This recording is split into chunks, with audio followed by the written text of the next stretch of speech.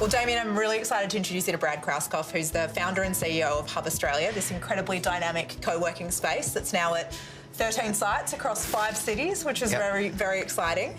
An incredible story of starting from that single site, not unlike yourself, and facing those challenges around growing team, building culture, starting to be across multiple sites. How do you keep everyone together? So, Brad, I thought it could be useful just to start. If you can take us back to that first site to second and those early days of growing. Any lessons around how you kind of built the foundations of the team? Yeah, look, lots. We started off in 200 metres of space.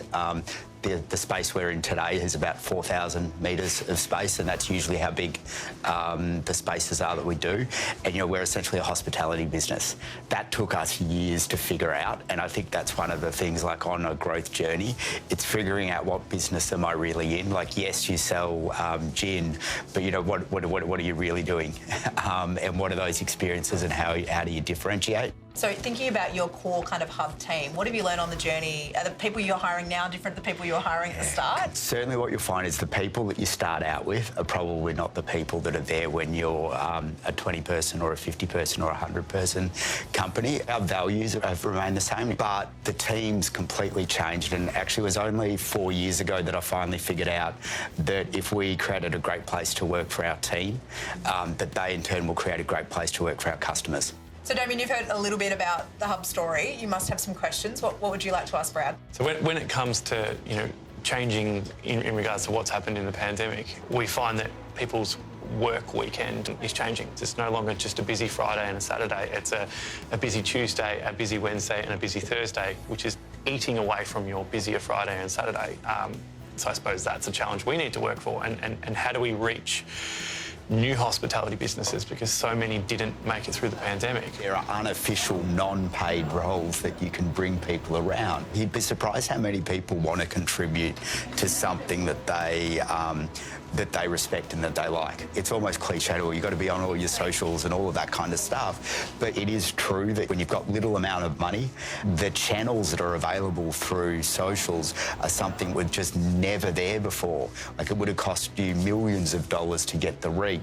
Well, Brad, thank you for your time in today. Thank you for hosting us at this beautiful space in Church Street here as well. Thanks very much, and great to meet you. Oh, thank you. Nice to meet you too.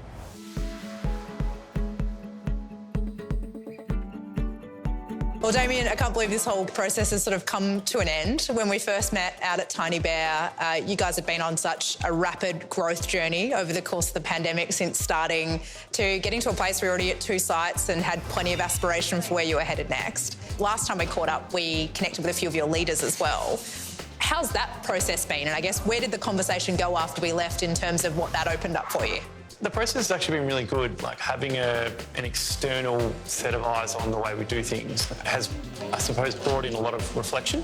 It's also opened up a lot of challenges. We do things a particular way we're doing it. Is that the right way to particularly do it? And when you've opened up that conversation, have you been able to identify what the compelling why for Tiny Bear is, or have you landed on sort of a story that you think really attracts the right people into your organisation? I've always known our reason for what we're doing, but I think it's given our staff a much bigger idea of, OK, that's what I'm thinking, and then they're buying into that process and that idea and that belief. And tell me, for you, any reflections on your leadership style, anything that you're going to do differently moving forward, or become perhaps more mindful of over the conversations we've had? Quite often I'm very rushed. Sometimes when I've been doing that, I've been skipping over things that are, you know, are quite important when it comes to staff and whatnot. So I suppose it's given me a chance to have a balance and look at it and go, OK, do I need to be getting all these results done in a day, or can I empower someone else to help? So a bit around delegation, and a bit around maybe where some of your focus is going, a bit more time on perhaps than immersed entirely in, to the degree that you can. Correct. Work on the business, not in the business. The more time I spend working on the business, the in the business, you know, becomes a lot more functioning and a lot more effective. Well, Damien, I couldn't be more thrilled that the conversations we've shared and some of the tools I've offered to you and the team have been as helpful as they have.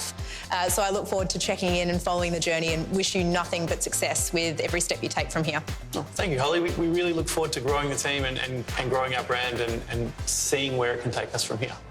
Debbie, some great insights from Holly there on connecting your team to your business passion and purpose and involving them in the decision making.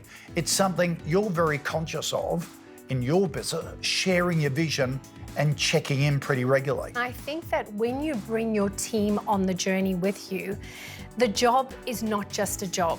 It becomes a purpose. There's something more for them to strive towards.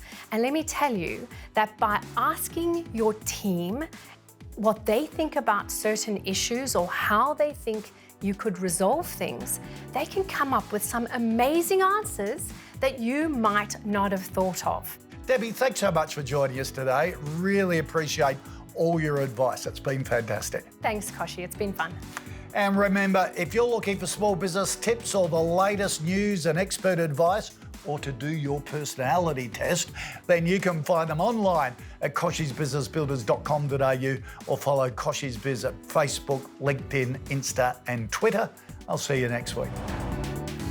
Next week on Kochie's Business Builders, how to get your presentations pitch perfect. Shopify tips from Australia's #1 expert, plus the business whose sweet treats are scoring a hole in one.